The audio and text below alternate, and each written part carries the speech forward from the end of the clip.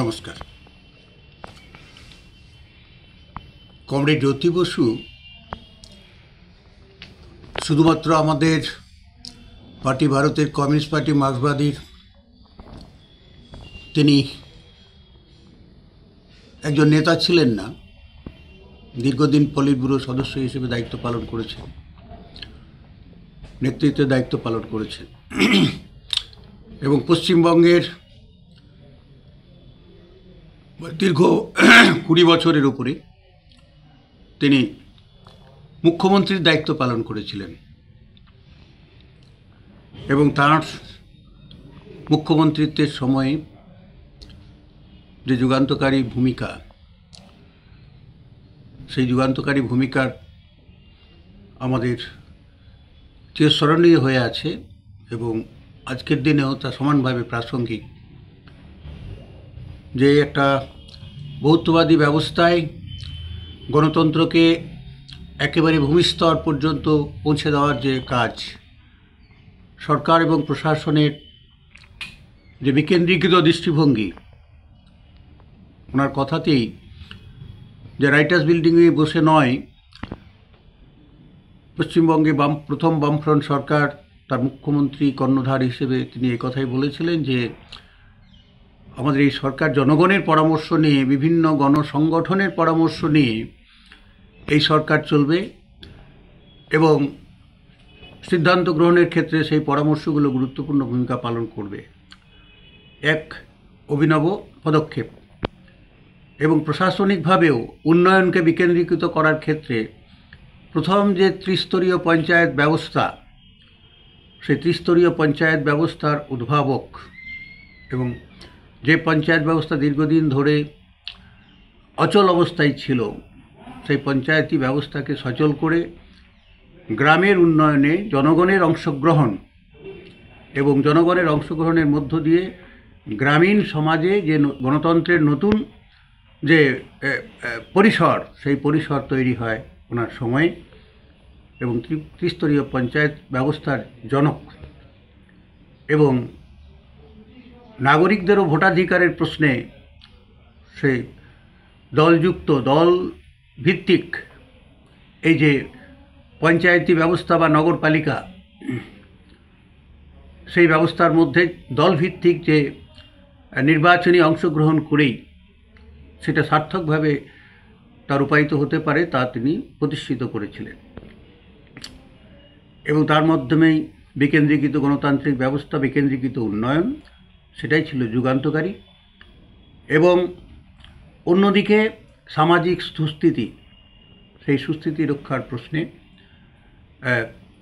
যে সাম্প্রদায়িক সম্প্রীতি রক্ষার প্রশ্নে, ধর্মনিরপেক্ষ বুনিয়াদকে মজবুত করার প্রশ্নে যে ভূমিকা, সেটা ছিল একদম গুরুত্বপূর্ণ, অত্যন্ত প্রাসঙ্গিক ভূমিকা ছিল। বামফ্রন্ট সরকারের পরিচালনা করার ক্ষেত্রেও সেই অভিমুখ বজায় ছিল, দৃঢ়তার সঙ্গে সেই অবস্থানে তিনি বজায় থেকেছেন। এবং সর্বোপরি আমরা দেখেছি ভারতবর্ষে যখন সাম্প্রদায়িক শক্তির যখন উৎকট অভিযান, এই আরএসএস, বিজেপি, হিন্দুত্ববাদী শক্তি, যে অভিযানে ঐতিহাসিক বাবরি মসজিদ ধ্বংস হলো, যখন বিজেপির আক্রমণে, আরএসএস বিজেপির আক্রমণে, সেই সময়ে তাঁর যে যুগান্তকারী ভূমিকা, সরকারে তখন কংগ্রেসের নেতৃত্বে যে সরকার, প্রধানমন্ত্রী তৎকালীন প্রয়াত পিভি নরসিম্হা রাও, তাকে তিনি বারবার স্মরণ করিয়েছিলেন যে সক্রিয় ভূমিকা গ্রহণ করার জন্য এবং যাতে ওই শক্তি, বর্বর ওই শক্তিকে প্রতিহত করা যায়, সর্বশক্তি দিয়ে সেটা রক্ষা করা, সংবিধানকে রক্ষা করার প্রশ্নে তিনি অত্যন্ত সরব ছিলেন। যাক, সেই দুর্ভাগ্যজনক ঘটনা ঘটে গিয়েছিল, কিন্তু কমরেড জ্যোতি বসুর যে ভূমিকা সেই সময় এবং তার পরবর্তীকালে সারা দেশে যে তাণ্ডব হয়েছিল, সাম্প্রদায়িক সংঘাত সংঘর্ষ ঘটেছিল, তাতে অনেক মানুষের জীবনহানি হয়েছিল, সম্পত্তিহানি ঘটেছিল, যে সেই সময়ে কমরেড জ্যোতি বসু তার নেতৃত্বে পশ্চিমবঙ্গে বামফ্রন্ট সরকারের সময়ে সমস্ত মানুষের জাতি, ধর্ম, বর্ণ, সম্প্রদায় ভিত্তিতে সংখ্যাগরিষ্ঠ সংখ্যালঘিষ্ঠ সব অংশের মানুষের নিরাপত্তার প্রশ্নে তিনি দৃঢ় ভূমিকা পালন করেছিলেন, যার ফলে বাংলায় সেই দাঙ্গা সংগঠিত হতে পারেনি। এটাই ছিল তার সবথেকে বড় উল্লেখযোগ্য ভূমিকা। এবং আধুনিক যে চিন্তা তার ছিল, পশ্চিমবাংলাকে আমাদের একটা শিল্পোন্নত পশ্চিমবাংলা হিসেবে, আধুনিক পশ্চিমবাংলা হিসেবে গড়ে তোলার স্বপ্ন ছিল, যার ফলে সেই প্রশ্নে বহু অভিযান তিনি করেছিলেন। তার শিল্পায়নের প্রশ্নে গুরুত্বপূর্ণ ভূমিকা ছিল আজকে যে আমাদের হলদিয়ার পেট্রোকেমিক্যাল প্রজেক্ট, যে আধুনিক শিল্পের ভিত্তি, সেই হলদিয়া পেট্রোকেমিক্যাল প্রজেক্টের ভিত্তি স্থাপন করেছিলেন, তার সময়ে সেটা প্রতিষ্ঠিত হয়েছিল। বক্রেশ্বর তাপবিদ্যুৎ প্রকল্প, একটা যুগান্তকারী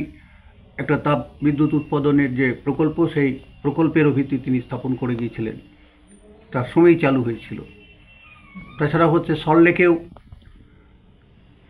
আজকের যে ইলেকট্রনিক কমপ্লেক্স এবং তথ্য প্রযুক্তি শিল্পের যে বুনিয়াদ,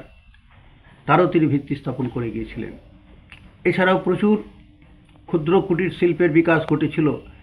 কৃষিতে প্রভূত উন্নতি ঘটেছিল। তার এই বিকেন্দ্রীকৃত দৃষ্টিভঙ্গির ফলে কৃষক তার অধিকার পেয়েছিল, অপারেশন বর্গার মাধ্যমে জমির অধিকার পেয়েছিল।